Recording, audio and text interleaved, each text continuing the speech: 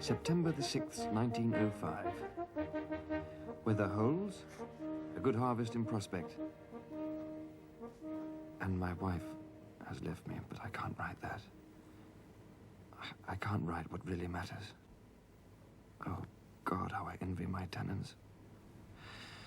Whatever happens to them, somehow they accept it. It must all be so simple, wanting so little.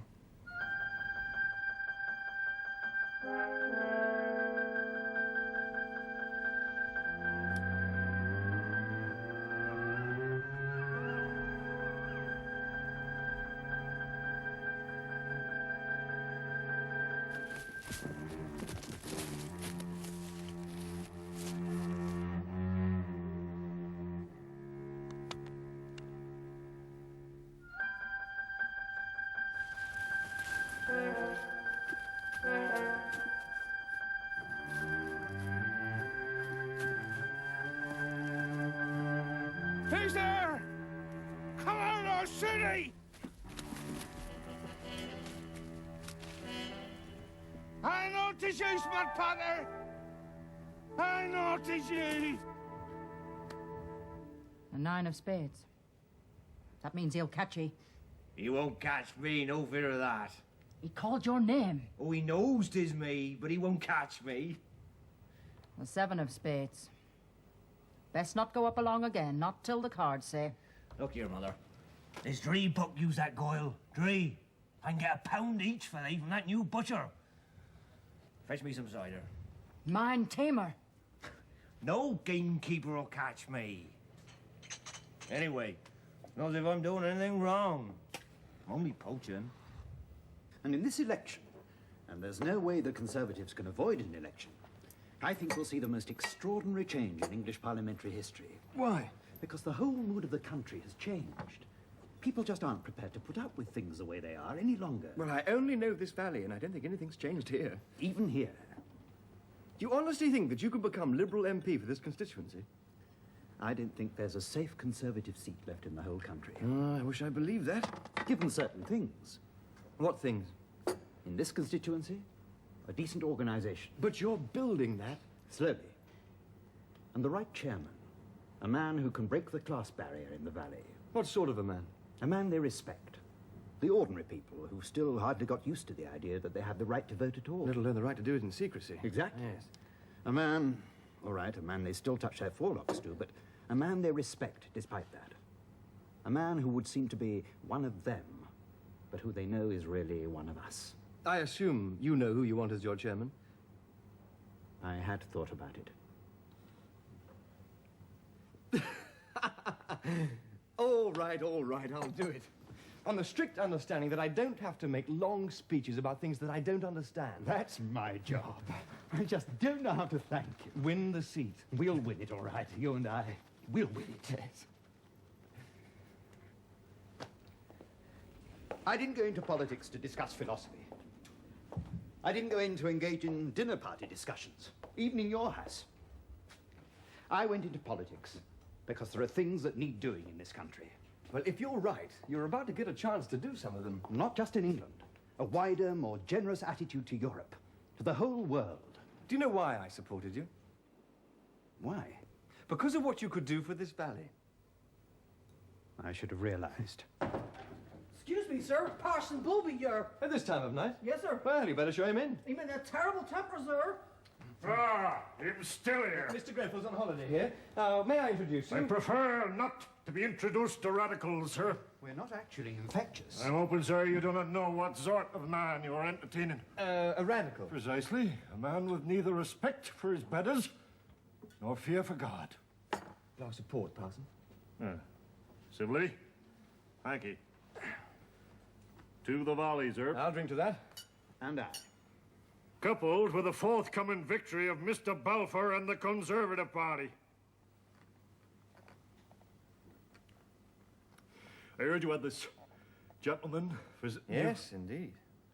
It is your own life and your own soul I would only remind you that you occupy a position of some responsibility. Which Lord Gilroy and his minion have been at pains to point out. Thank you very much. You are a squire, sir, an honourable role. A role that carries obligations. Of which I am aware, Parson. I would suggest that one of those obligations is to the continuing happiness and prosperity of those less fortunate than yourself. And to those who are neither happy nor prosperous. Stability, sir. Stability under the king and under the established church. A society in which every man has his place and enjoys his life as God intended him to, because he knows what that place be. That is your primary responsibility, to set the example. Stability. Your health, Squire. I have marked you down to read the lesson on Sunday. I shall be preaching on the text, Ad Zimri peace, who slew his master. There's another text you might consider. Where there is no vision, the people perish.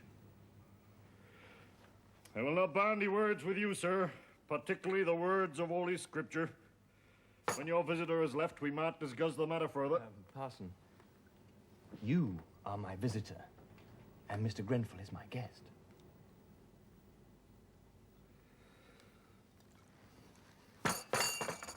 Which case, we have nothing more to say, except to wish you good night.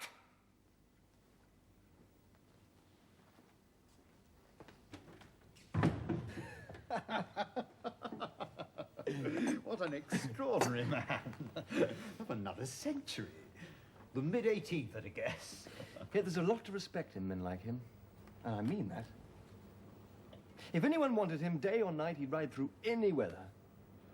Once, before I came here, he was attacked by some gypsies.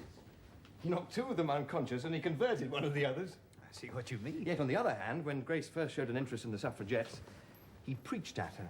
Literally at her. We have the front pew. On the text, all wickedness is but little to the wickedness of a woman. James, I wonder if... If what? If I might ask your advice about Grace. Of course. It's a long letter, but the message is short. She wants a divorce. She despises me. She despises the sort of life I lead. And she despises my friends. That's not quite how I read it. I know how much I have hurt you, and I do not want ever to hurt you again. It's not quite the same. For God's sake, Paul, I gotta get the doctor. Why? The parson. Well, what about him? Well, I heard this damn great crash, a lot of oaths. I ran outside, there he was, What on the ground. happened? Well, he must have tried to jump the wall. It never did stop to open gates, Parson Bull, and down he came. James, you stay here for the moment. John, take my horse. He's faster than yours. Right. I'll go and see what I can do in the meantime.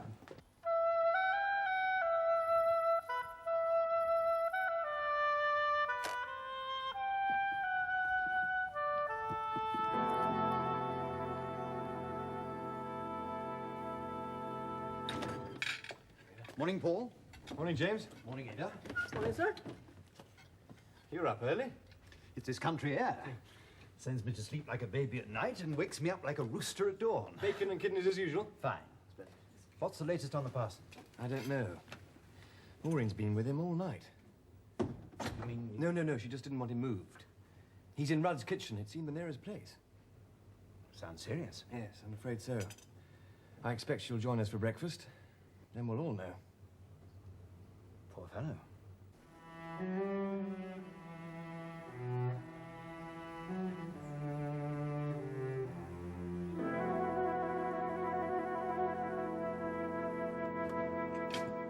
Maureen, you look absolutely exhausted. He isn't the easiest of patients. Never stop saying that no woman ought to be allowed to be a doctor. Can I get you some breakfast? Oh, just coffee, please. I'll have to get back to my surgery. They can wait. No, they can't, I'm afraid. What's the verdict on the parson? He's broken his spine. Good God. Does that mean that... Oh, no, he won't die. Well, not before his time, anyway. He'll be an invalid for the rest of his life. Well, that's the same as killing him, that sort of a man. Perhaps. It'll be some time before he can be moved, I'm afraid. What I can't understand is why he fell. What do you mean? He's such a marvellous horseman. A bit of a lunatic, of course, but I've seen him take that wall hundreds of times. He could jump anything. He can't have been thinking of what he was doing. There's us dinner. How about the Queen of Spades? How about a dree time? That gamekeeper, he's got Mr. Kitchens with him now. The agent? Lord Gilroy's agent? Ah. And what was they at? Watching me, I reckon. Oh, I see them. He had his spyglasses on me, that agent. Mind you, I didn't let him know why we were onto him. Tonight, I'll get one of they bucks. You'll do naught of the kind. Then I'll be selling it to that there butcher of us on up so the other shopkeepers don't see I. Talisman. I've had the Queen of Spades. Dree time I've had her. That gamekeeper and that agent, they're not used to the likes of I. This afternoon, I'll have them follow me. Oh, it's easy for me. I know they paths. They don't. They'll be too tired to go burrowing down that goyle in the middle of the night. And don't you worry about they cats. You just asking they rabbits. I'll walk the soles off the boots of that gamekeeper.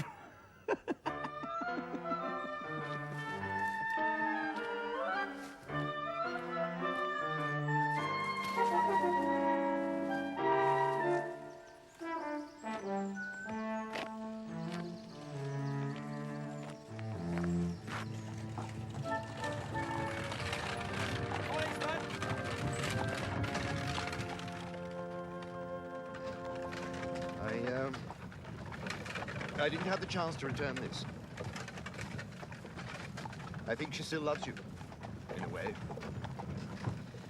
She never loved me. In her own way, she did. She loves the suffragettes more. He's come to believe she has a mission. She realizes you're the sort of man who needs a woman. Perhaps a little later. She does offer you a divorce. It's her suggestion. Not many women are prepared to make that offer. No, I suppose not. I don't quite see how she expects you to go about it. In your position. For you to provide evidence of adultery. Well, there was something else in the letter. Something I didn't tell you. She enclosed a hotel bill for a Mr. and Mrs. Smith. A weekend in the Grand Hotel at Brighton. Lord. Well, I suppose she thought it might make things easier for me. Being able to prove that my wife indulges in dirty weekends at Brighton. You know something, Paul? I don't believe she ever went on that weekend. Do you think that makes any difference to me?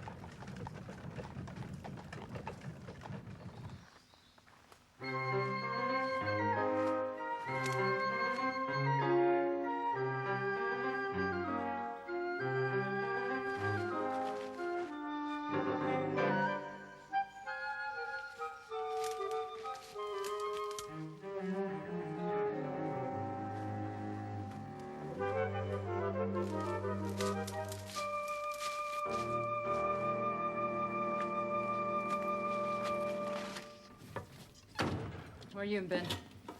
Up round Icecombe and Hermitage. Then on the old bridle paths across Lord Gilroy's land. What was he doing up there? Me? I wasn't doing nothing. Gamekeeper 'twas doing all the work. What you talking about? Oh, it must have been 15 mile the way I walks. And all of it legal, too. But it must have been nigh on 25 he had to do. Keeping his eye on me and all the rough land. He won't be that keen to go following after me tonight when I get his buck. I've laid on half a dozen men. You know where he'll be. It's near full moon tonight. We can't miss him. I'll take one man, cover the west, if he tries to run for home. You, with the others, you lay up both sides of the goyle. And when you hear his shot, close in. Oh, there'll only be one shot. That's all he ever needs.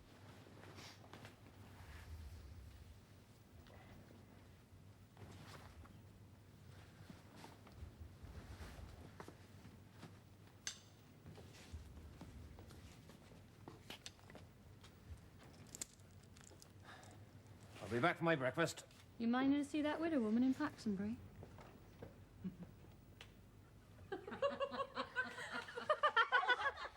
You mind your own business, girl.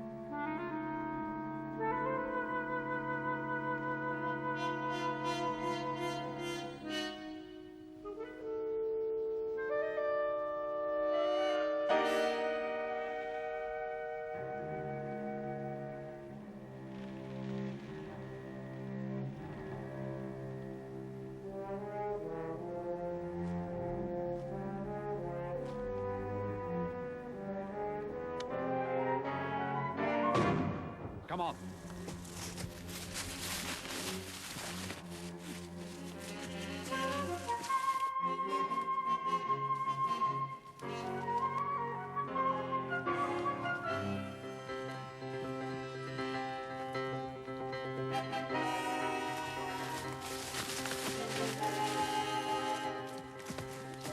Yeah!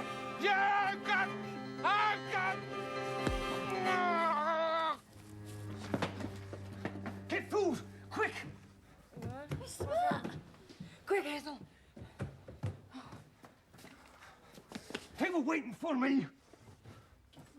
Or maybe I killed that gamekeeper, I don't know. Killed? I tell you, I don't know. Get food. I'll be down along the river. When you know what's happened, you'll follow after, up towards Sam's cottage. I'll see ye. You'll be going that way anyway. And bring more food with ye. But it can't bad there in the open. And why not? I know this valley. They'll not find me. We're looking for Smut Potter. Where is he? I've no idea. Why? Are you saying you don't know why?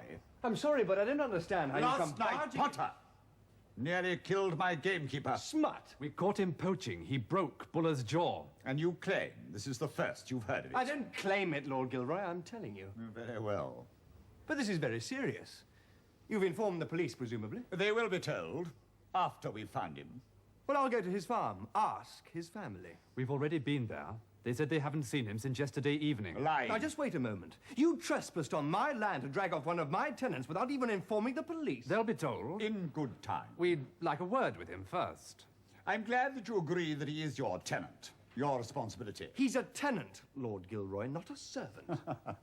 I think you'll find, Craddock, when you've lived a little longer in society, that these sorts of nuances do not alter your responsibilities. Paul, if you have a moment, Sam. Oh, I'm so sorry. I didn't know. Good morning, Lord Gilroy. Mr. Kitchens. As I was saying, he is your responsibility. I don't think even the Liberals would deny that. Oh, while I'm here, about Parson Bull. Yes, it was a terrible thing to happen to a man like that. May I say how much I appreciate the way you're looking after him? Well, thank you very much. I just happened to be there. Anyway, it was John Rudd and Dr. O'Keefe, of course. They did most. I appreciate it all the same. But of course, he'll need a curate now. Yes, I suppose he will. I know just the right man. Sir James Barrington spoke to me about him some time ago, asked me if I could find him a living. Excuse me, would that be the Sir James Barrington who is MP for Delverton? Yes, why? It was just a question. Well, I'll write to Sir James, and then he can tell this curate you can have the living. If you don't mind my saying so, Lord Gilroy, you don't own the living. What? Paul, Mr. Craddock, he goes on his estate. She's right. It seems to me, Craddock, that you have servants with ideas above their station. Good day to you, sir.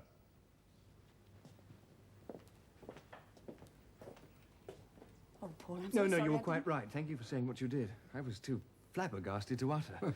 Any man recommended by Barrington. What do you mean? Well, Barrington belongs to the prehistory wing of the Conservative Party. Compared with Barrington, Lord Gilroy is a rampaging anarchist. He was the last man in Devon to go on setting man-traps against poachers. Yes, talking of which... Is it true what the servants are saying about Smut Potter? I'm afraid so. What are you going to do? Well, I told Gilroy I'd go and see the Potters, but I don't suppose they'll know where he is now. He'll be halfway across Dorset. No. He'll be within 2 miles of Low Coombe. He's a valley man. Knows more about the valley even than I do. He'd never leave. He could out here in the valley for weeks without anybody finding him. And at the end of those weeks? Smut Potter doesn't think more than a few weeks ahead. He's right. I'll go and see the Potters. I don't know what I'm going to say to If them, I but... could make a suggestion. Well, tell them that Smut's got to give himself up. They'll know where he is. Oh, that's for certain. And then if he does give himself up, then you can help him. We'll find him a good lawyer and so on. I've known Smut Potter all my life. Yes, he's a poacher, but, well, he'd never deliberately hurt anybody.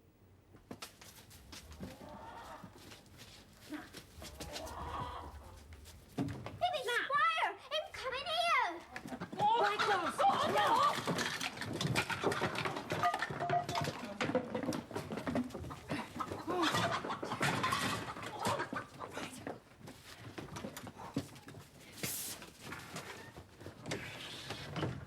What is the squire? Tidy the place up, 'tis in a terrible state. If only we'd known he was coming, sir. I've come about Smut. Oh, we was that taken aback. No idea he was out poaching. We haven't seen him since yesterday afternoon. This morning. Do you know where he is now? We've no idea, sir. No idea at all. Because I got a message for him, if by any chance you should see him. If we sees him? Yes, you can tell him this from me. Sooner or later, he's going to be caught. He'll have to be tried for assault, and I don't doubt he'll be sent to a prison. The only thing he can do is to give himself up. It'll be better for him if he does that than if he waits until they eventually catch him, which they will.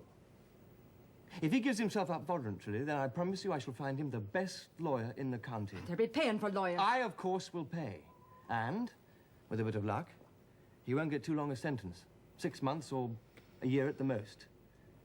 If, on the other hand, he doesn't surrender to the police, if he waits until they eventually catch him, then I'm afraid I won't be able to help.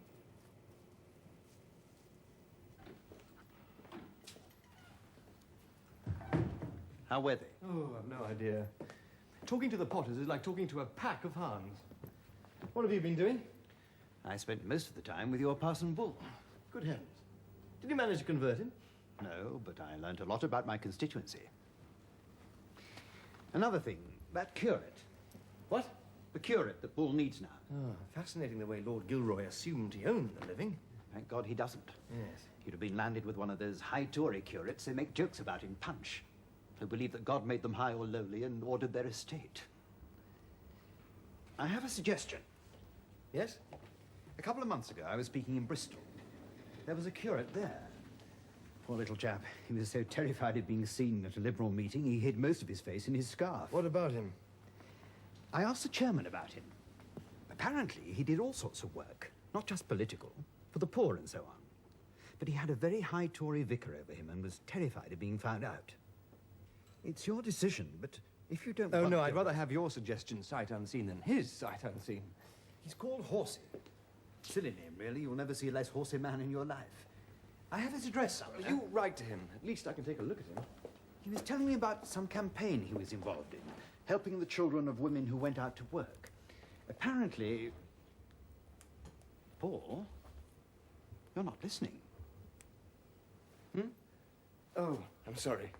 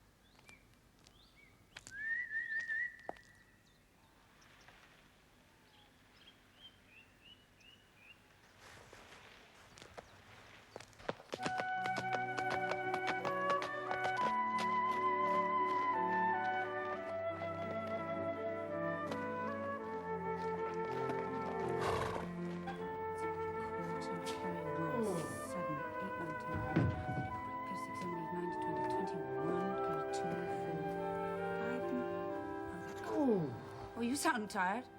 Oh, I keep suspecting that I'm not as young as I was. Is it your leg? Oh, it's nothing much. I think it's rather respectable having a piece of bullet in your leg. Let me massage it. No, for you. it'll be all right. Now, I'm a trained nurse, and you know it helps. There. Oh. I've just ridden to Paxtonbury. Oh, no wonder it hurts. Remember what the doctor said? Smut's given himself up. Yes, I know. Hazel Potter told me. Oh. Well, I found him a lawyer, a man called Watkins. They say he's as competent as any. Not that you can ever get an honest opinion about a lawyer from another one. Anyway, he's accepted Smut. Oh, good. Well, Maureen says it'll be all right to move Parson Bull in the morning. Oh, John Rudd'll be relieved. Yes. Can't help feeling sorry for Parson Bull. Never be able to thank you, Rudd. It was nothing. It's Claire Derwent there. I'm here. Tell that sister of yours, Rose, she ought to make an offer for my hunter. Oh, but you'll be needing. Don't be an idiot. He's the best horse in the valley. I don't want any damn fool riding him. Tell her I'll not be unreasonable about the price. I'll tell her. Thank you. Squire? Yes? Rudd tells me that you've refused to accept Gilroy's curate.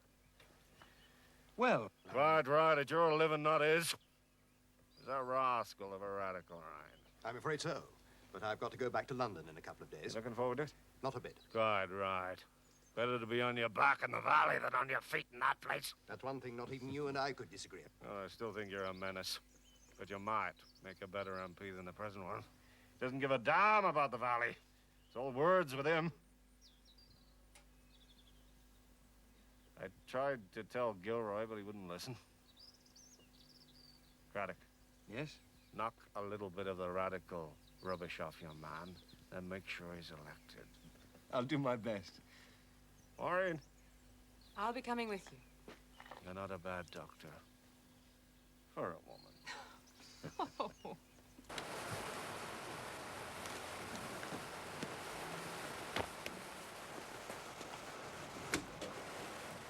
Look after him. I need him.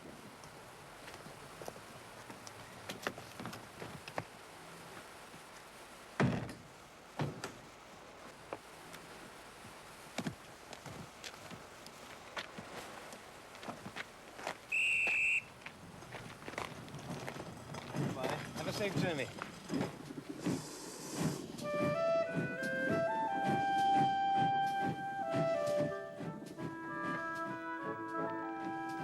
The next time we see him, it'll be to start the electioneering.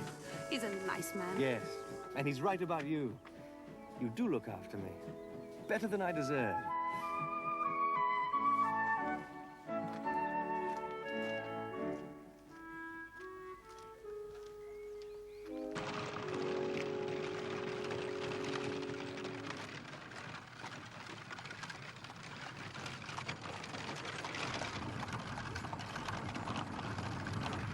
Whoa! You going to one of the farms? I'm looking for Shallowford. Oh, well, we're going that way. Jump in. Oh, thank you. Very kind of you. There we are. Thank you. Just these books. Yeah, that's most kind. Hold on. Who are you trying to see? Yes, Mr. Haddock. Mr. Craddock. Oh, I could not read the handwriting. What do you want to see him about? I'm told that he is in need of a curate. It's an odd system, isn't it? Here's a man, probably never goes to church at all unless he has to. And even then, he'll sleep through the service. And he appoints the minister for the church. How would you do it? Well, the parishioners, everyone should have a say, shouldn't they? But a curate, he shouldn't be hired like a footman. Well, I've never thought about it, to be honest. It is my firm belief it is one of the basic things wrong with the church. By and large, I gather it works. Oh, yes. Can you imagine what it's like when you don't get on with your patron? I presume you didn't get on with yours. Oh, I don't blame him for that. It's the system. Well, what actually happened to you? Well, I started to run these groups. You know, trying to get better housing, cheaper clothing, medicines, that sort of thing for the poor. But my patron did not see that as my role. He took it as some sort of criticism of himself. Was it? Well, I suppose from his point of view, it was. though I did not mean it to be. But otherwise, I was a sort of garden ornament, hanging around in the background whenever my patron had to appear in public. Are all patrons like that? Certainly, all the ones I've met. Are you married? I'm afraid my wife died 5 years ago. Oh, I'm sorry. I have a son. He is 10. Will he be going into the church? I doubt it. He's a serious boy, but I don't think he's got quite the naivety that I had. You mean he's learnt about patrons? Perhaps. What do you know about Mr. Craddock? Only that Mr. Grenfell do you know him? Yes, we have met him. He suggested that I applied. He must have thought that I stood something of a chance.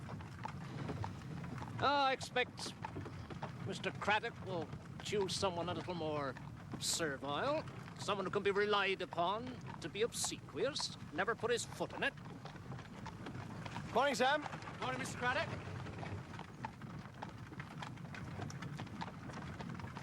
I'm not sure you understand, Mr. Craddock. As far as some people are concerned, this is an important trial. In what way? Well, speaking quite informally, improperly, you might think, it's known that you're paying for the defence. Oh, of course. With the crime having been committed on the land of the chairman of the Conservative Association, and with the election coming up. Oh, poor Smut Potter. I didn't suppose he's ever had a political thought in his life. Yeah, but it's seen, irrelevantly, I hope, as a vicarious trial of strength between you and... And Lord Gilroy. I'm not saying that he sees it like that. I very much hope that he doesn't. But there is that feeling in the area. Yes, I see. Now, I've tried to get the charge reduced to one of assault. Or, to be more precise, to assault whilst trespassing in pursuit of game. I didn't want the two offences tried separately. Good. But I'm afraid Lord Gilroy was having none of it. What's he after? Oh, blood, Mr. Craddock. They wanted to charge Potter with attempted murder. Murder? But that's ridiculous. Well, so I argued. Rather than have the possibility of their case dismissed altogether, they agreed to drop the attempted murder charge. Thank God. Then, what's he to be charged with? Wounding so as to cause actual bodily harm. I did my best, but that's all that they'd agreed to. What sort of a sentence does that carry? Well, it depends upon the judge. It could be a matter of years. Years? At worst. You know, it was me who persuaded Smut to give himself up. Yes, so he told me. He's great confidence in you. If I'd known. Stuck in a cell behind bars for years. A man whose whole life is a hymn to the open air. Oh, I'd never have given him that advice. Never. Well, there are some things on his side. What? He didn't initiate the assault. At least that's the case that I present. He was assaulted before he retaliated. I believe that, but have you any evidence? Yes, the stock of Buller's gun was broken in the fight, and Potter said he didn't know that until I told him, and then he said that it must have happened when Buller first attacked him. What else have you? Well, very little, hard fact, but what were those 8 men doing? It doesn't take 8 men to make an arrest. Buller and 1 policeman would have sufficed. What does Smut say? Oh, he's got no doubt. When they caught him, he thinks that they'd have beaten him within an inch of his life. He didn't use those words, of course. How will you present it? Well, I shall say that Smut Potter is a simple, decent man who's also a poacher, which is admittedly a crime. That he was attacked by 8 men who were hired to do just that. That one of them held him while the others advanced towards him, armed with guns and cudgels, and that understandably he panicked and hit out with the first thing that came to hand, and then in terror ran away. Splendid. Now, against me, there'll be 8 men, all of whom will seem to carry a stamp of respectability that Potter clearly lacks. They'll all testify on oath that Potter attacked Buller, and that when Buller tried to detain him, Potter savagely tried to kill him using the butt of his own gun. What is truth, said jesting Pilate. But the jury must see what sort of a man Smut Potter is. Well, they may, but they'll also certainly realize that he's a criminal of a kind. And there is one thing that will go against him. What's that? Well, English law seems sometimes to put far too high a premium on property, far too low a premium on people. What do you think will happen? Well, I'm very much afraid that he'll be found guilty as charged. What the sentence is will depend upon the judge. And as Mr. Justice Scratton Forbes happens to be a large landowner... You were prepared to steal. You intended to take that which was not yours. You entered the property of Lord Gilroy with malice in your heart, envy and resentment in every move you made. You were not only prepared to cheat your way to something which was not yours, you were prepared to attack, savage, maim whoever came between you and your unlawful desires. The jury has found you guilty of a very serious offense. You represent something which must be stamped out in the interests of all decent, right-thinking people. You must be taught a severe and lasting lesson, which will, I hope, be learnt by all the others like you. You will go to prison for 5 years. Put down the prisoner.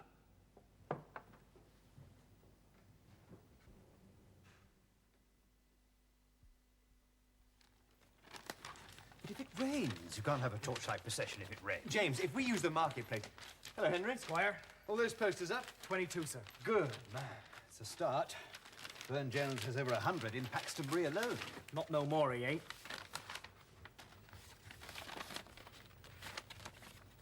And to those of you here who are still wondering where to cast your votes on Friday, I would suggest that you consider what, and indeed who, lies behind the two parties in this beautiful constituency. As your Member of Parliament, I have fought long and hard in your interests. And on every occasion, I have had the advantage of being able to ask the advice of Lord Gilroy.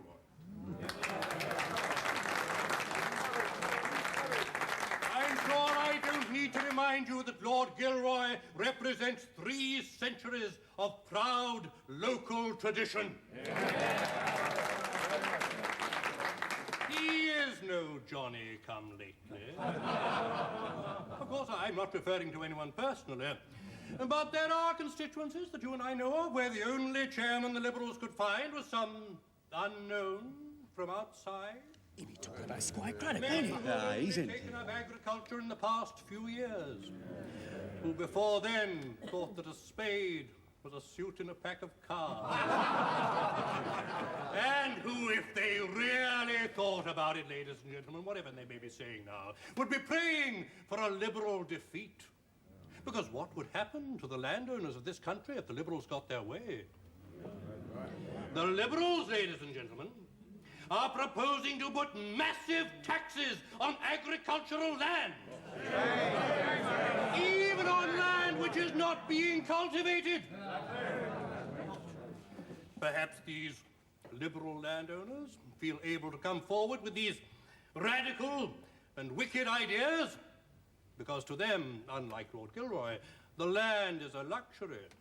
They have other sources of income. Perhaps from profits made during the South African War. Of course, I'm not referring to anyone personally. You got no right to talk about If the Liberals did come to power, which God forbid,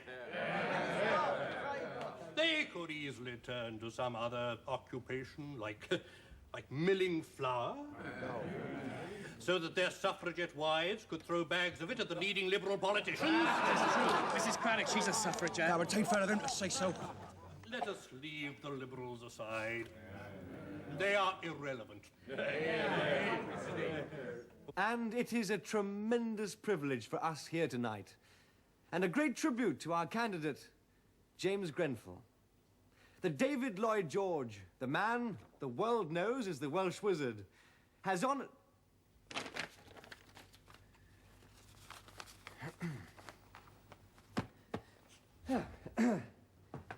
I'm just ready.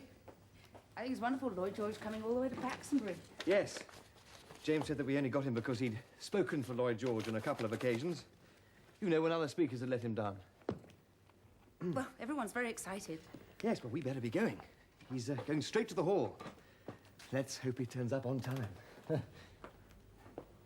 That David Lloyd George, the man the world knows as the Welsh Wizard, has honoured us by coming to Paxtonbury.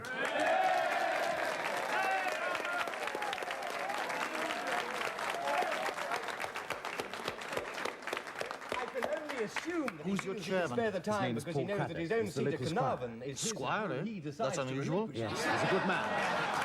Do you think I ought to temper my wind about land ownership for him? It is my privilege to introduce to you that great Liberal, David Lloyd George.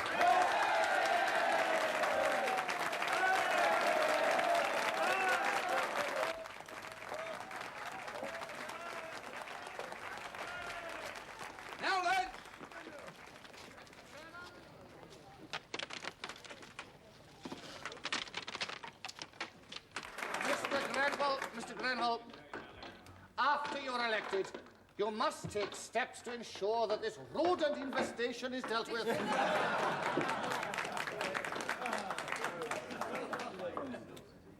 I have suggested that we have pensions for our old people. You must not applaud. The Tories accuse me of taking away the dignity of old age, of depriving men and women of the freedom to be hungry and to be cold. You must realize how dangerous these radical ideas are. We are suggesting that if a man loses his job or falls ill, that he should not be reduced to beggary, but that he should be insured against unemployment.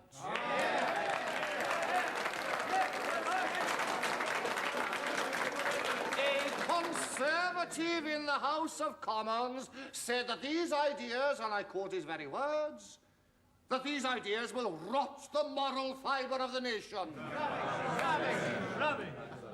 But I tell you this, we are going to make old age pensions, we are going to make health insurance, we are going to make unemployment insurance the law of the land, and we are going to do that whatever the Tories say, with the help of the next MP for this constituency, Mr. James Grenville.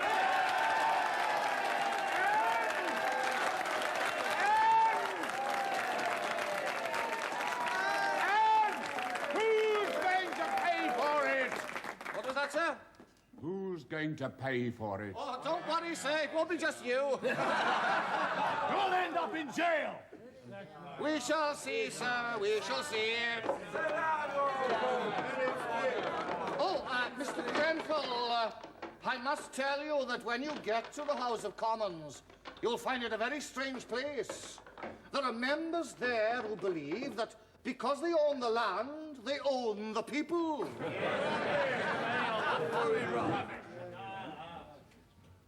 The power that these men have is frightening.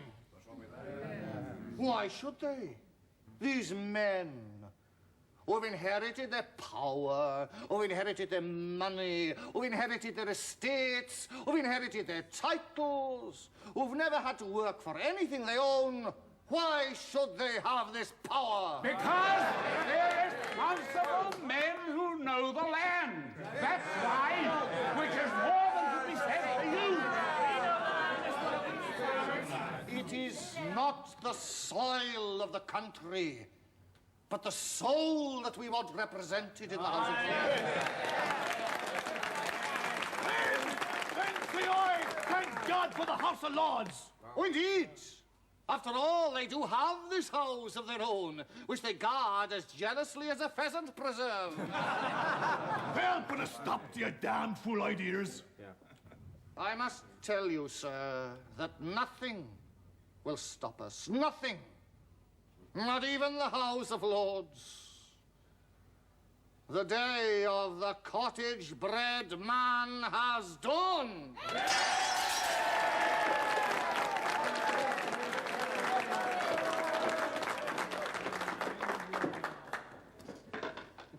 Isn't that like the Tories? You ask them for bread. Yes. It's from the Bible, you see. What man whose son asks for bread will give him a stone? Yes. Stop. Don't do that. They're making bloody fools of you in there.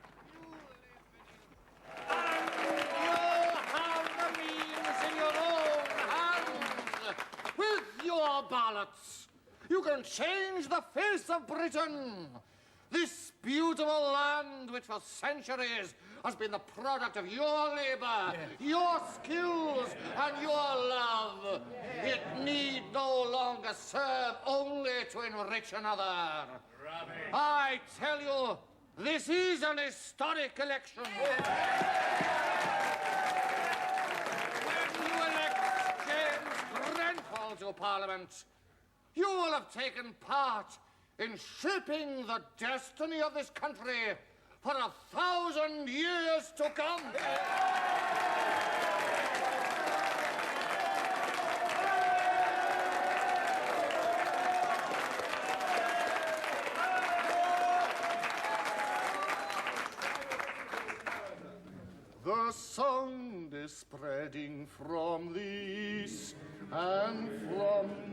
rest. Why should we be beggars while the landlords take the rest? Let them pay the taxes on the land like all the rest. The land belongs to the people. The land, 'twas God who made the land. The land, the ground on which we stand. Why should we be beggars when the ballot's in our hand? The land belongs to the people. The land, 'twas God who made the land. The land, the ground on which we stand. Why should we be beggars with the ballot in our hand? The land belongs to the people.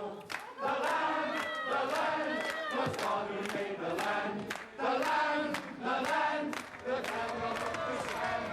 Why should we be beggars with the ballot in our hand? The land belongs to the people.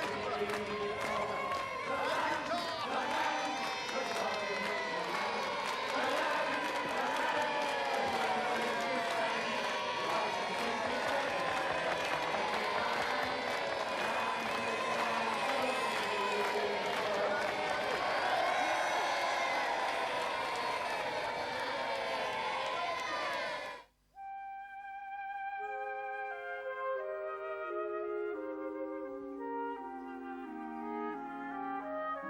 Why should we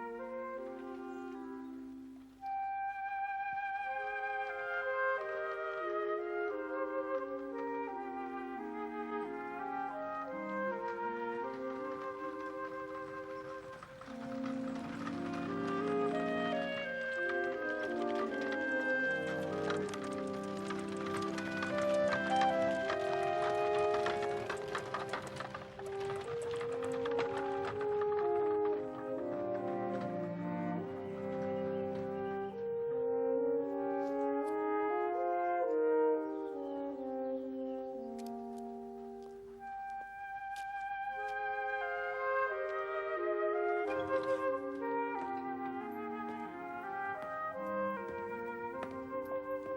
It's the same everywhere. The Liberals are winning seats they've never had before. Yes. And when they announced the results, no one would let Mr. Grenfell go. I heard. Oh, why weren't you there? For the count? Paul? What is it? A couple of things. Oh, can't you tell me? After Lloyd George had finished speaking last night and everyone was singing and cheering, I Yes? suddenly thought of Smut Potter. His face when they sentenced him. Yes. God made the land for the people. But if you try and poach on God's land, you get sent to prison for 5 years!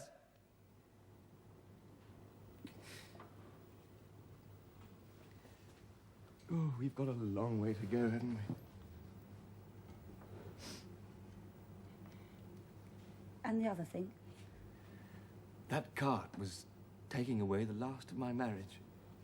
What do you mean? Oh, I knew it was coming. To collect all Grace's possessions. I just didn't know what day. What do you mean? But... Oh, I could have done that for you. I could have packed everything. No, it was my job. Paul. I knew it wasn't much of a marriage, but no man likes admitting failure. No. I don't know how it happened. How we ever got married, I mean. No. Everyone always assumed I was going to marry you. Yes. Well, that would have been a sensible thing to do.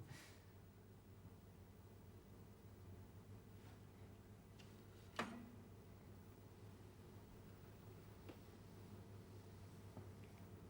you think it's too late now? Do you think we could start again?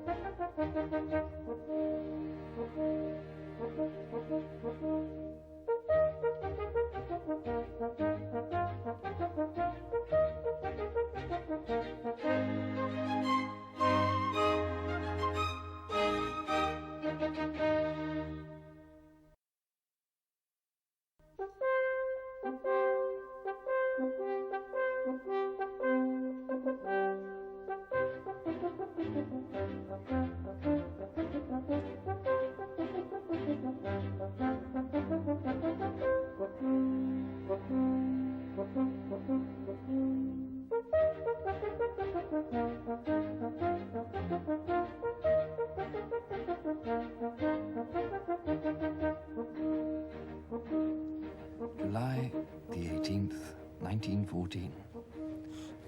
Promise of the best harvest in living memory. It's fete day, of course. It'll be the 6th one Claire and I have opened since we were married. Thank God I don't have to make the speech.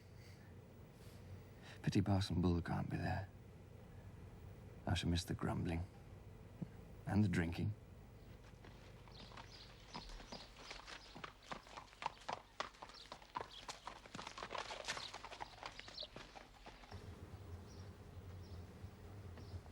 How can I tell if I'm dead? I've no idea. Must be some way. Worry about that when the time comes. Don't be impudent. What's happening? What? What's happening outside? It's a beautiful day. It's It's a beautiful day. Oh, Henry Pitts is just going past. He started cutting his hay already. Why can't I hear him? There's rushes outside the house, I've told you.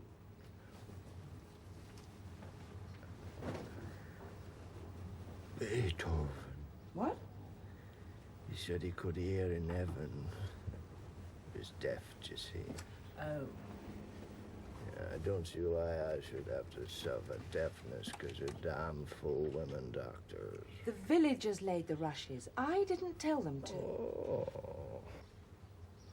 Meant well, I suppose. What else is happening? They're putting up the tents for the fete. They had fireworks last year. Are they having them again? You're probably thinking of the coronation. That's 12 years ago now. Let's get you comfortable.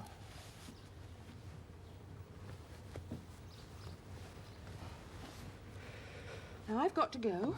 I'll come back and tell you about the fete. Ask people to come and see me. Of course.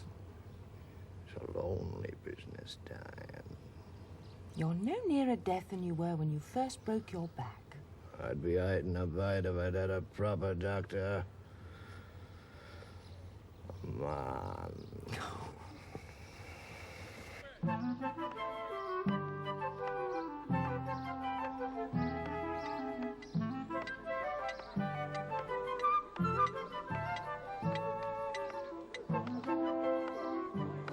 When's this mighty gem arriving then? Oh, not till this afternoon. If you let him near this day, he'll bread the bloody thing. Well, well, well. Yes, I'm not sure that I'm entitled to have fortune-telling at a church fete. Not with Meg Potter obviously believing every superstitious word she says. Just check the money. Oh, she's honest enough, in an unconventional sort of way. No, I meant she can't add up. That's true.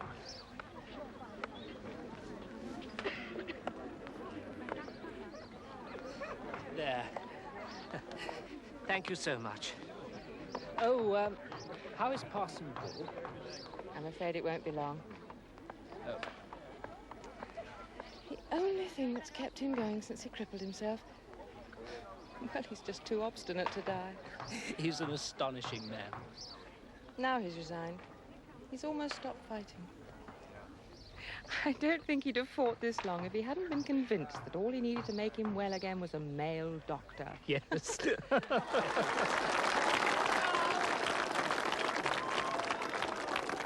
it is my great pleasure to ask Mrs. Paul Craddock to say a few words.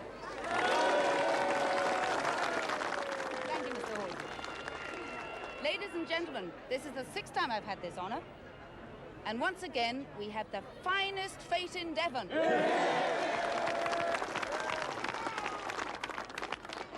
So rather than stopping you spending your money on this beautiful sunny day, it gives me great pleasure to declare our fete open.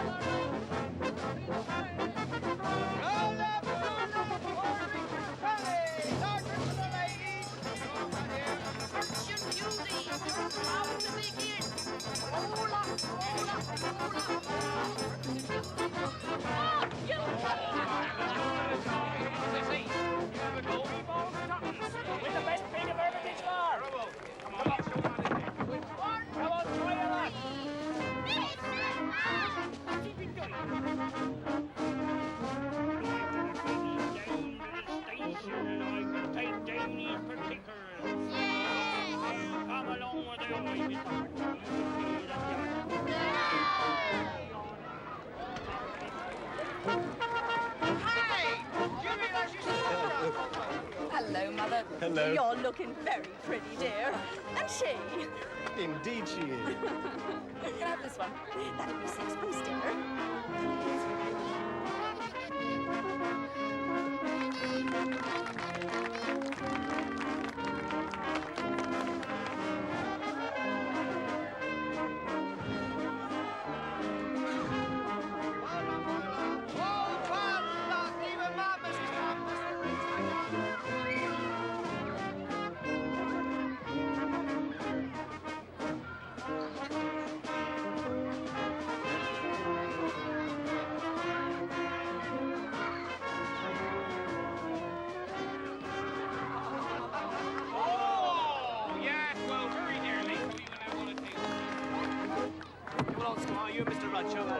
No, thank you. No, it's not my game. I'm sure Mr. Craddock will have a go. Thank you.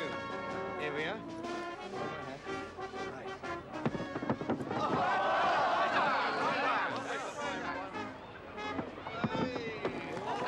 Nice score so far. How many other people have tried? Well, so far only 2. I reckon I'll have a go at that.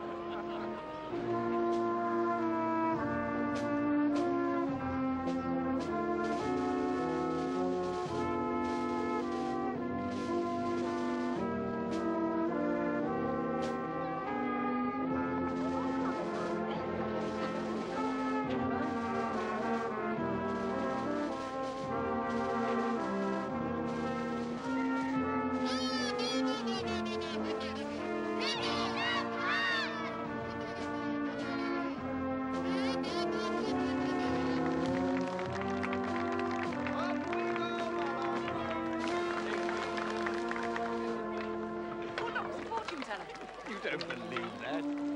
Anyway, it's only Meg Potter. And she's very good. See you later.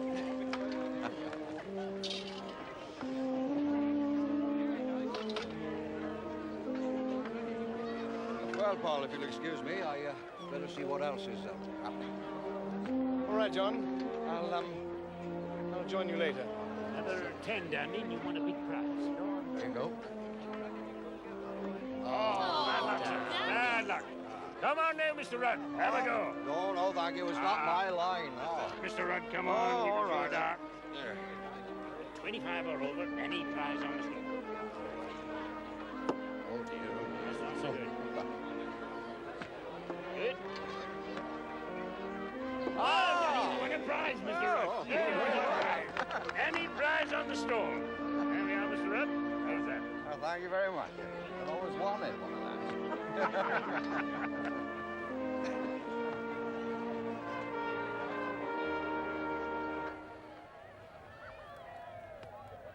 And this card here, this is Mr. Craddock, see? And, I sees her crossing over water. I don't. Oh, unless you mean the River Sorrel. Not yet, but her will.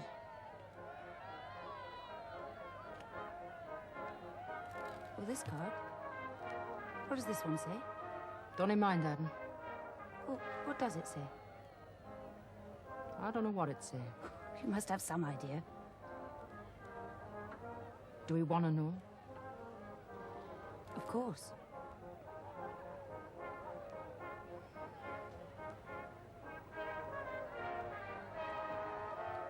I don't understand it, man.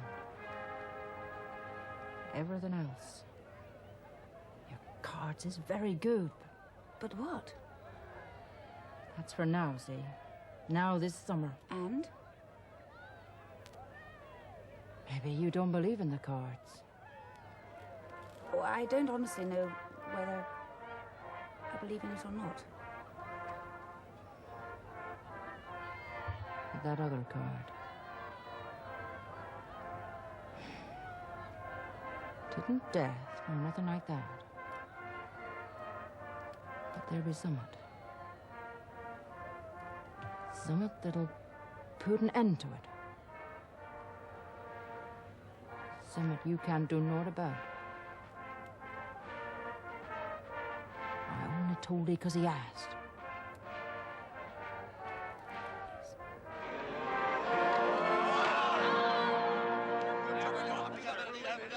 Doesn't know, sir.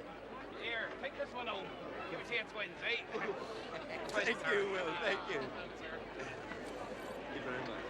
Right, Bye, come Will. on, 3 balls a penny. Here, Will. Here's the next one, then. Here we are, then. One each for you. Let's see how you do, Danny.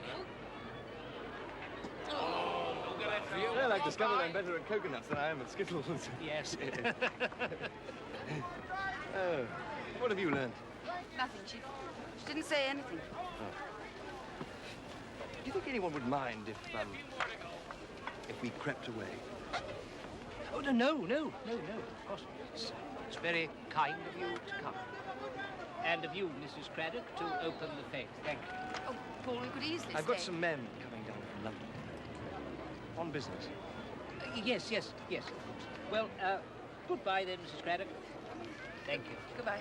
And you, Mr. Craddock. Goodbye. Thank you so much.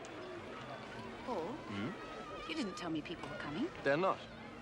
I just thought we ought to celebrate my winning a coconut. Paul! We can hardly celebrate that in the middle of the fete. Roll up, ladies and gentlemen. Come and see the greatest strong act in the world. You want it, Dandy? Two's company, three's perfect. Come and see the strongest man in the world. Roll up, roll up, roll up. I don't want to see ye. It'll be nothing. Strongest man in the world. Let's finish these, then go try bowling for the pay, eh? Starting now. He shows strength on earth. Oh, he was like Mr. Edwin Drood. Only a few seats left. Go on, ladies and gentlemen. Hurry along. Oh, let's see Go for a cup of tea. Oh, on, Dandy.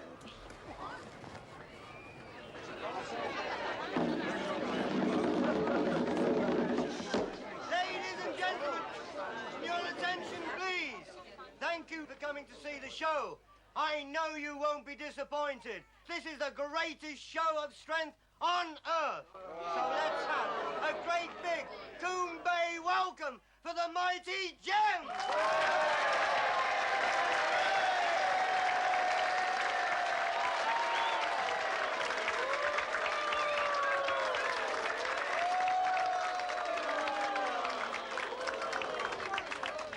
Ladies and gentlemen, first, I'd like a gentleman from the audience to prove that the amazing feats of strength I'm about to perform are genuine.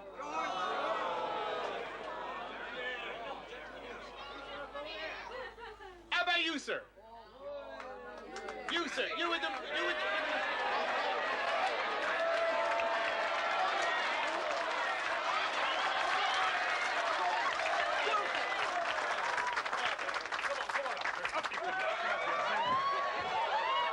Right, no ladies, come on. You have a ringside seat, my dears. All right? Sit yourself down. Right, sir. Now, what I'd like you to do is pick up one of them iron bars and confirm that it is solid iron. I can do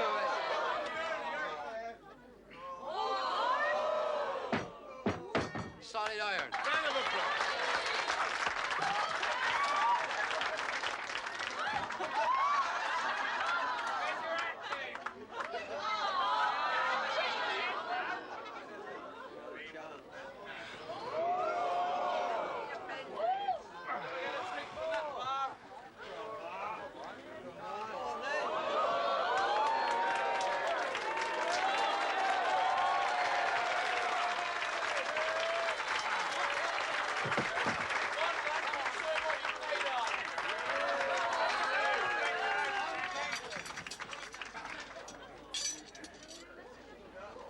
I'm sure you know what these are, sir. Well, of course I know they. Horseshoes.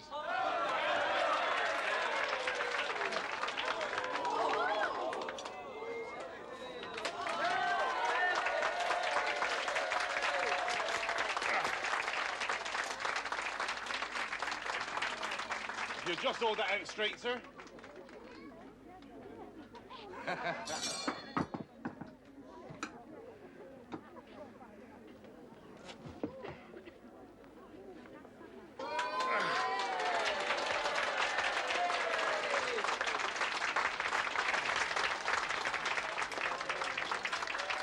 I'll offer £5 to anyone that can straighten them out. Like the try, sir? Oh, no. It's not my trade, see. I'm a sawyer. Anybody else?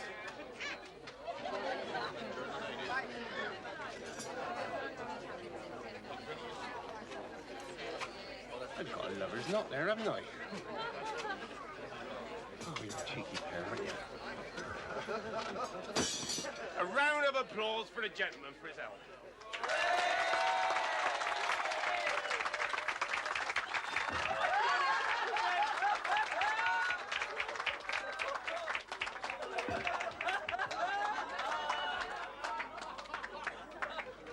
Thank you, sir, for being such a good sport.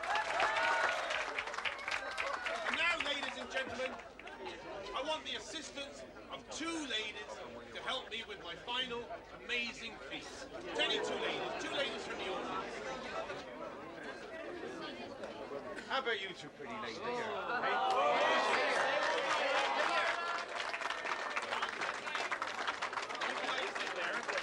One of you like to sit there.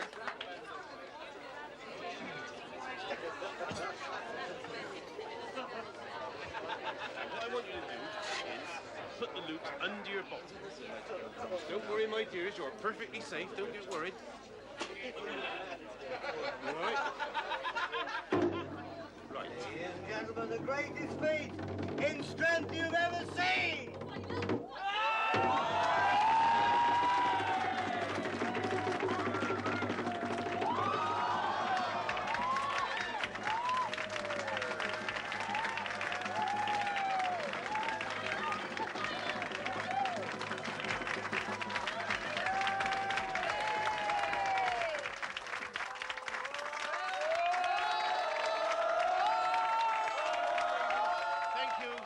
And that concludes the performance for today.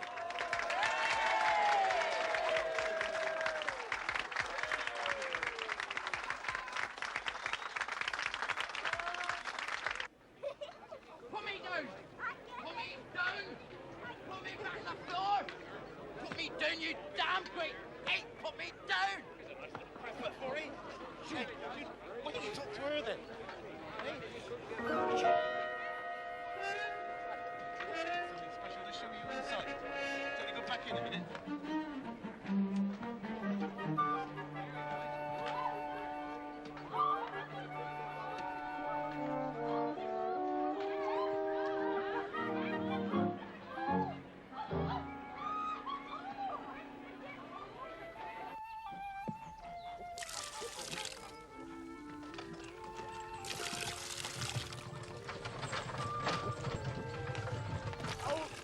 Doctor, could I have a word with you? Is Mark all right? Oh, yes. Only I wouldn't get a chance with Will at the fete, see? Well, no, what's wrong? Well, I don't rightly know how to tell you, but 'tis in the blood. What's in the blood? You remember about Will's father? My father told me he killed himself, didn't he? He were mad. Well, he wasn't necessarily. Well, we all thought he were strange, but we didn't realise he were mad. Now 'tis happening to my Will. What's happening to Will? Him coming like his father. What's Will been doing? Well, 'twas what he said. I come home one day and I found him muttering to himself. I says, what are you muttering? And he said, things. Well, then he took to going off on his own, and he wouldn't tell me what he was to. Then one day I find him hiding something in that chest there. He wouldn't tell me what it was. Then he locked it and he hid the key. And he still kept going off on his own, secret-like. It doesn't sound to me as though he's ill. I don't know how to put this, but do you think he might have met someone? Well, I suppose he has. Well, he would have, wouldn't he? Well, when I found where he'd hid the key, well, he had to tell me, didn't he? Oh, he's told you what he's been doing. Well, like I've seen, Doctor, he've gone mad. But it may be just a temporary infatuation with this other woman. There ain't no other woman. My Will wouldn't do that. Well, then what did he tell you? Well, like I said, Doctor, he've gone mad. He've joined the Territorial Army. Hello, John. Whoa, Klaus. Where's Paul? I'm waiting for him. Where is he? He's upstairs. Oh, well, then I'll wait.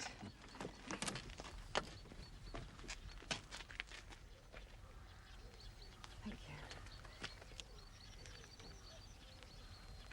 I suppose I could go and see the twins.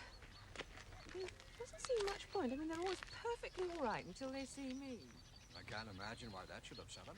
I do find it rather unflattering. Are you here professionally? Not really. I've come to tell Paul that I think Parson Bull's going to die any day now. At last. Yes, any normal man would have gone years ago. But I don't know how to explain it. I've seen that look before, in the eyes. When you accept what must happen and stop fighting it. Yes. Yes, I saw it with my wife. Oh, of course, I'm sorry. No, not at all. It's just that I can't find any close relatives, so I suppose it's up to Paul at the funeral service, since he owns the living.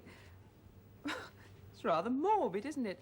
A doctor making funeral arrangements for a patient who isn't dead yet. I think it's marvelous of you. It's just that some people wouldn't think of it.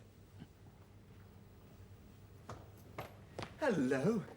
I didn't realize I had visitors. I hope I haven't kept you waiting. Not at all. Claire and I were just sorting through some old accounts. I just dropped in about Parson Bull. He's dying, I think. Oh, dear. It's just that I think the funeral service may be up to you. Good heavens, that hadn't even occurred to me. And I know he'd very much appreciate it if you called on him. Yes, yes, of course. I was going to after Claire had opened the fete, but, well, something cropped up. Morning, John. How nice to see you both. I hope you haven't been here long. Paul and I were just laying a carpet. Accounts.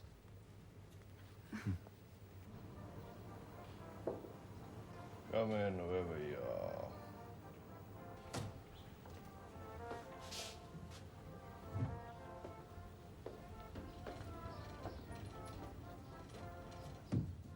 It's me again. Oh? Edwin Willoughby. The heretic. Methodist, yes. I suppose 'tis too late to try to convert you. Yes.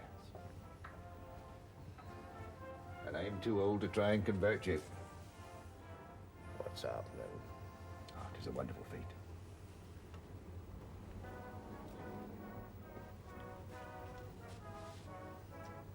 I've never seen so many happy people in one place. Not even in your damn chapel? Frankly, no. In my father's house are many mansions, but there's no room for Methodies. We hope for somewhere in the stable. In the stable? You know, Willoughby, heretic though you are, you're about the only man left I can talk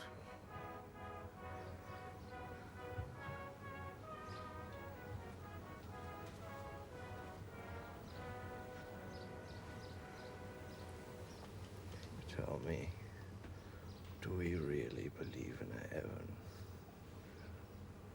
Yes. Always thought I did. Always said I did. But now... The trumpets will sound for you. Or a hunting horn, more likely, in your case.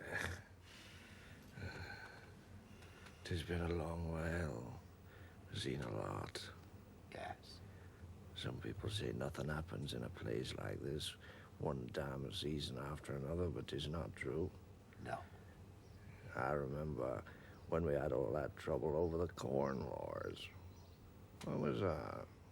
Oh, the 1840s. I remember that better than things that happened last week. Not that anything happened last week. Not much in my life either. And when Lord Gilroy tried to raise a force to fight in the Crimea, it didn't work much. Nobody knew where the Crimea was. I'm still uncertain. And the first train in the district. My God. I remember the first train. My horse bolted. A bugger threw me. No, not even the cows turn their heads to watch. What a time to have lived. Yes. I don't think I mind going now. Not now. I think I've seen the best of it. Neither of us will ever know. Shall I read to you? Yeah. Say in peace? Yes.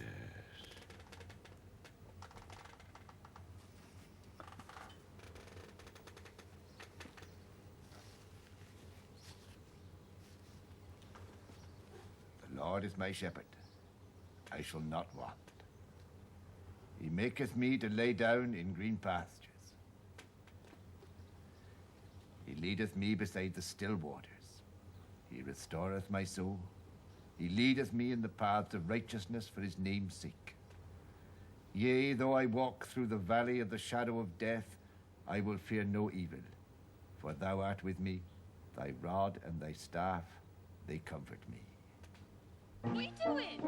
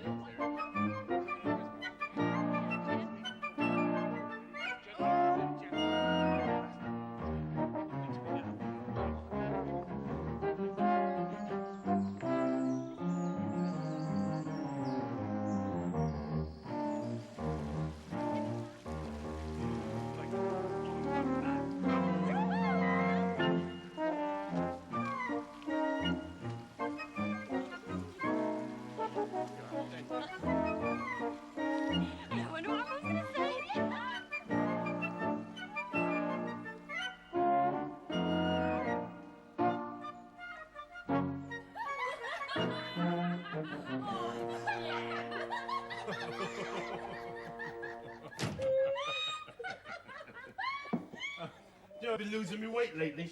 I haven't been giving any best. Oh, you have! You have! That's a building that would assist. We're building up, all right? Give us some more cider. You're a more rabbit, you. Oh, Ma, this would be Jem. He's coming to live with us. I thought I might settle down regular, like. Who was? Oh, us! Both of us.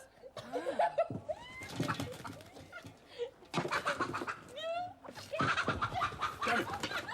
Who sleeps where? Well, we sleeps all over. And who sleeps in there? Since Smut's been home in. I think it's best Smut slept out here. Be more private like. And you two can take it in turns. Which of you sleeps on the bench? You're right, got the bed tonight. Oh, sis. Tell you all about it. Promise. Well, just don't sit there. Start moving some things out. Come on. Oh, my yes. I won't be bothering you, ma'am. I'm sure you agree. Wouldn't be decent me sleeping here with your daughters and smut in the same room. Yes, Well, if you'll forgive me, ma'am, I'm going to be retiring. It's been a tiring day. Just been one performance after another. You living here? Us need some logs.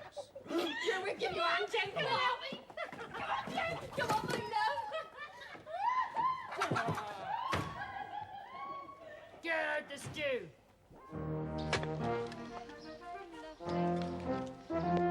Can't wait to meet her. Look at the shoulders on him. What do you think about it? Well, I do. So do I.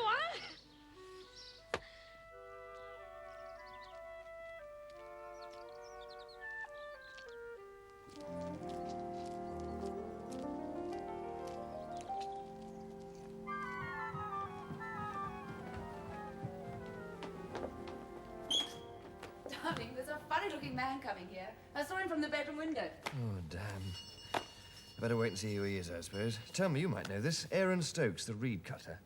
Who had his cottage before him? Oh, his father, why? Says I can't seem to find any record anywhere of any lease. Good afternoon. Herr Professor Schultze, Doctor of Philosophy. May I please see Mr. Craddock?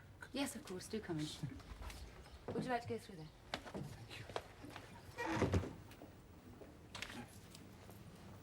Mr. Craddock. Ah, Dr. Schultz. yes, of course. Hello, how do you do? Please do sit down. You must be the gentleman who wrote to me about the house. Oh, yes. Yes, thank you. There might be a house. Shortly, but at the Yes, moment, I you see... realize, of course, that you must wish references. There. Thank you. You read German, of course.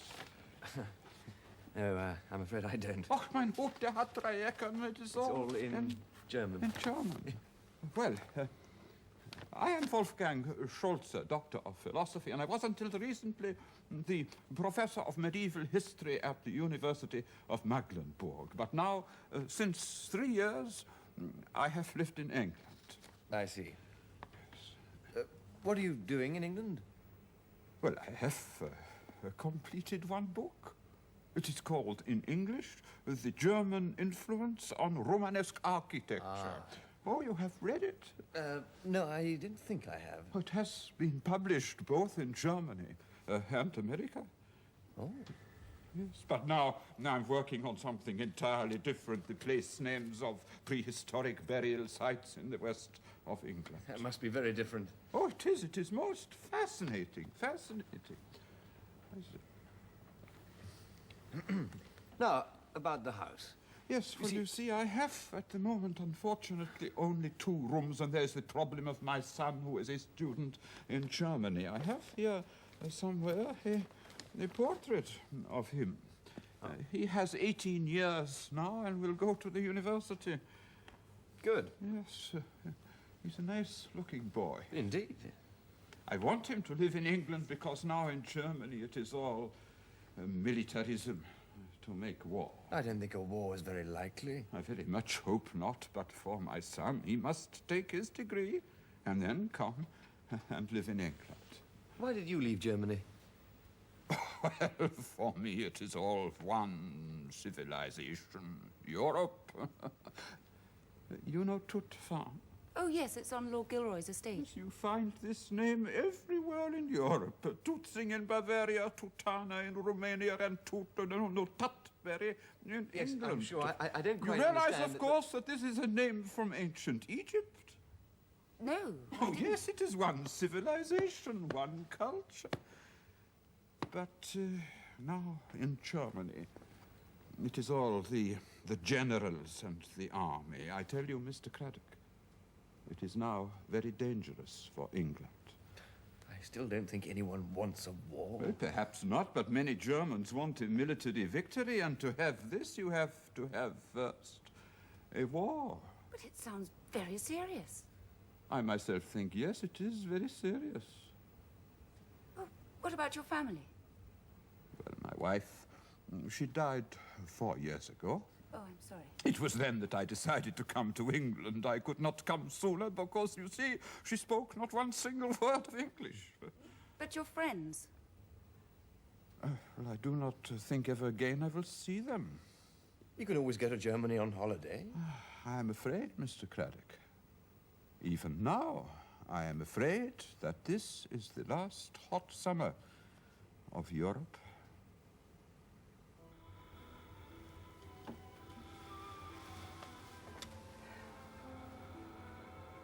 I'll stay with him. I'll come back. Eleanor, I'm sure she needs help with the dinner. There's no hurry. John Rudd said he'd keep me company.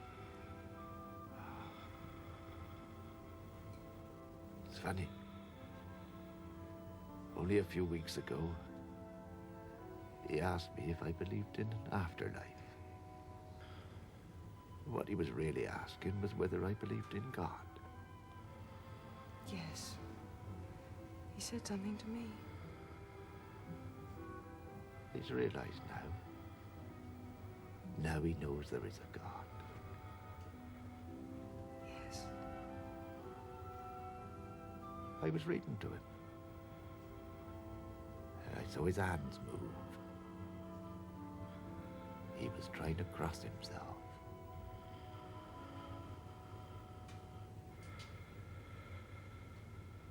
Anyway, I felt sorry for him.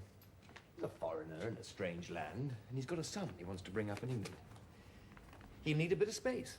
So long as he pays his rent. Oh, there's no worry about that. He's very German. Mind you, he's got some pretty odd ideas. What about? Politics, mostly. He's convinced that Germany is about to start a war at any moment. Well, my son Roddy in the Navy, he thinks the same. Really? No. Not when we have summers like this one. No one would dream of starting a war. Anyway, I'll let you draw up an agreement, and when the lodge is vacant, Schwarzer can move in. Right. Oh, yes, one other thing.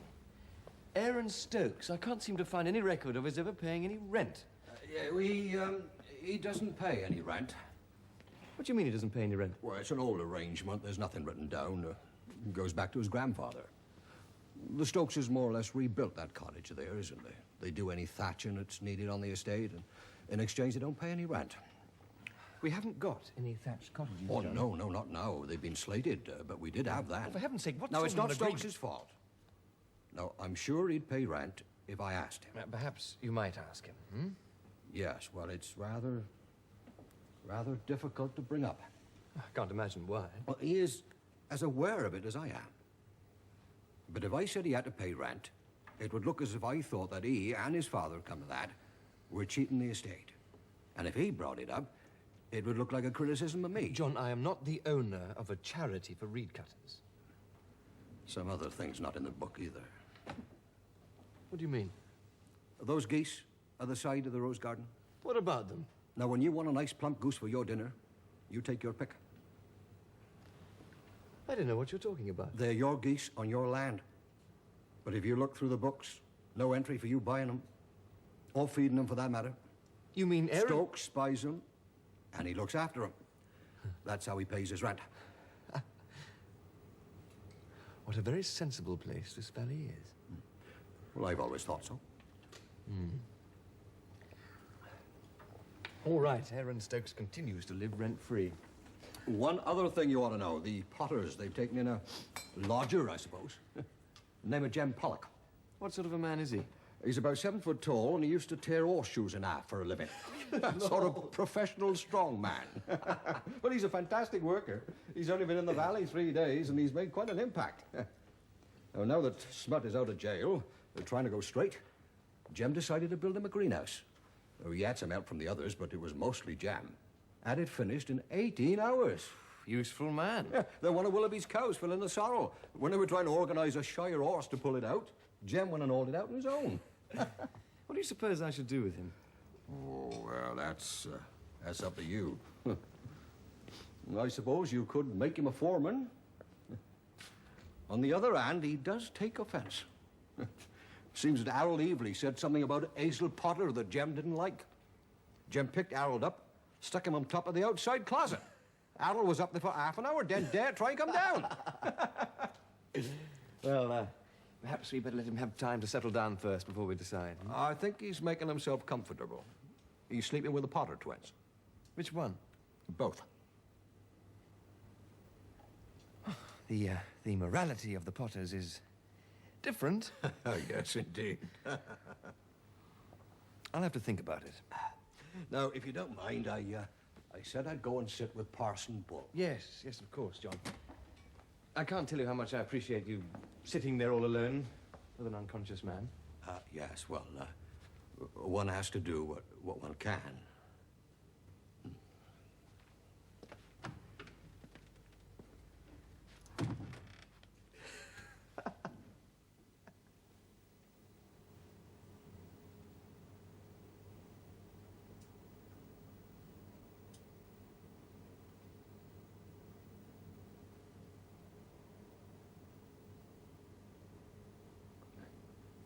You've got out of the habit of small talk, I'm afraid. I was never very good at it myself. I know how people see me. A middle-aged man, stuck in a rut. Whoever thinks that? They don't say it. They did. That's what they think. My wife used to call me Bruin. You know, like a bear. I can see a certain bear-like quality. Even when I was young. How old are you? 50. How old? 50. Do you know how old I am? Well, I wouldn't think of asking. Dear John, of course you wouldn't. And I wouldn't tell you. But the first figure is a 3. Wow. And the second one is more than 5. You're as old as you feel. That's what matters. Of course. I've always kept myself fit. Yes?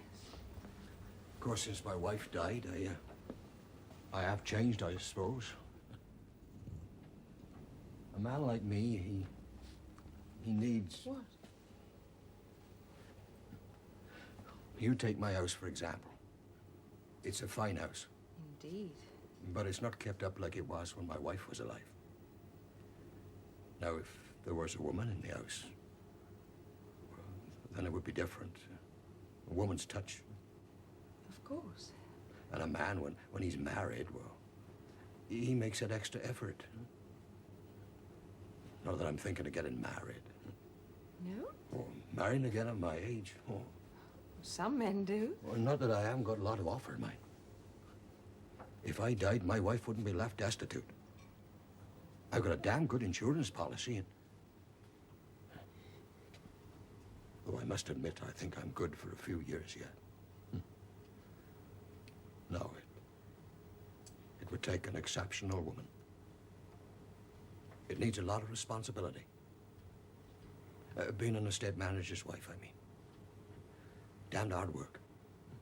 I suppose it must be. Women don't like responsibility. Really? Oh, you do, of course, but you're different.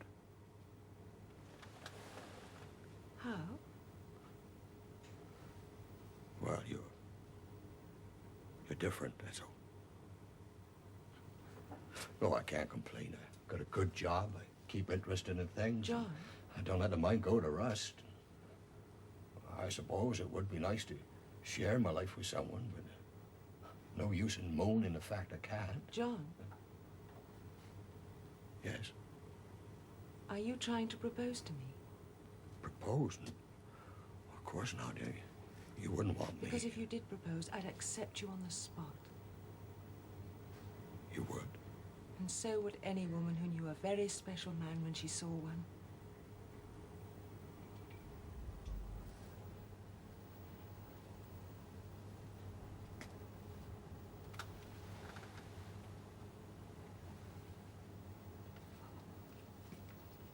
Maureen, Yes, John. will you marry me? I'd like to marry you more than anything else in the world.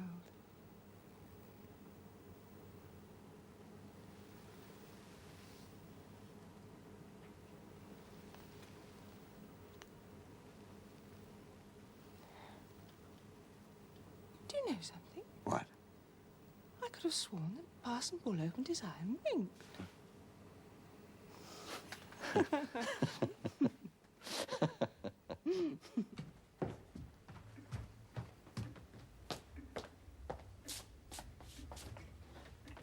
Come in, come in. Have you got a moment? Yes, Paul? of course. How nice to see you both. I wasn't expecting you.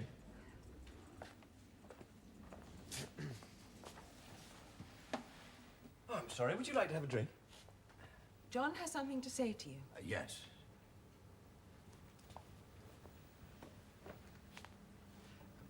For a number of years, quite some time now, I've been considering my future. And I feel that my present situation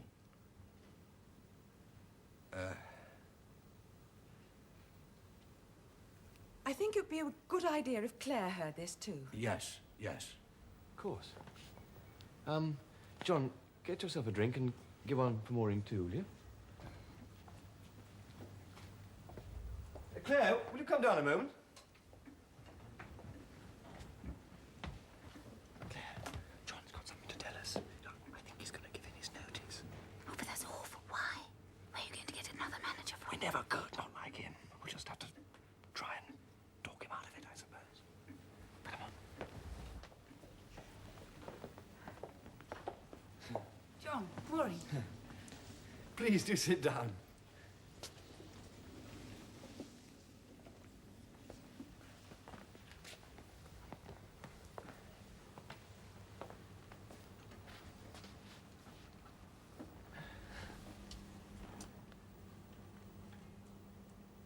Now, what's the trouble?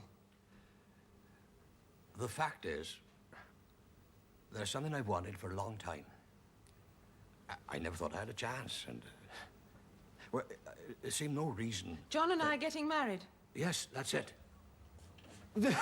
Oh, my dear fellow, I am delighted. so I really am happy. absolutely delighted. Oh, John, we never thought you'd get around mooning after all the time. Never Toast. saying. The only thing that was needed to make this summer perfect. To John and Maureen. To John and Maureen.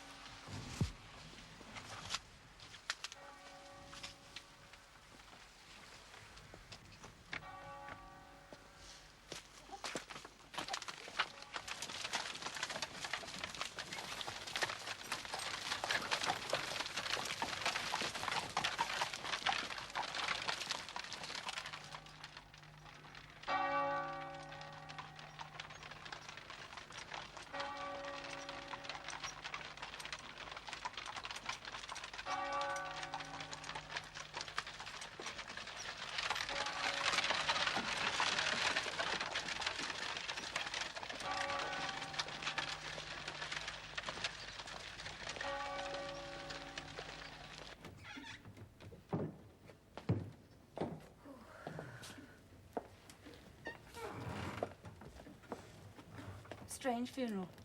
Why? All those people and not one single member of his family.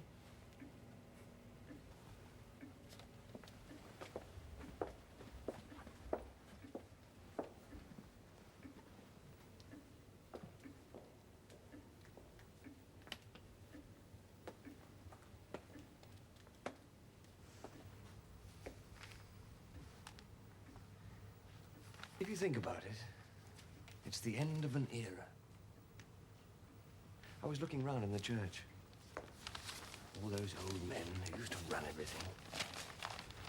You know, I have a question what they did. I thought Lord Gilroy looked terribly old. Yes. They had quite a lot to be said for it, that era. Oh, look. The engagement's announced between John Clarence Rudd. I had no idea his name was Clarence. Nor did I. No wonder he never mentioned what the C stood for. You'll never know how much I owe him. Nobody can remember the estate being so successful. Oh, I didn't mean like that. I meant telling me I was happy. I'd been so busy just being happy, I never stopped to realize how lucky I am. Thanks to you.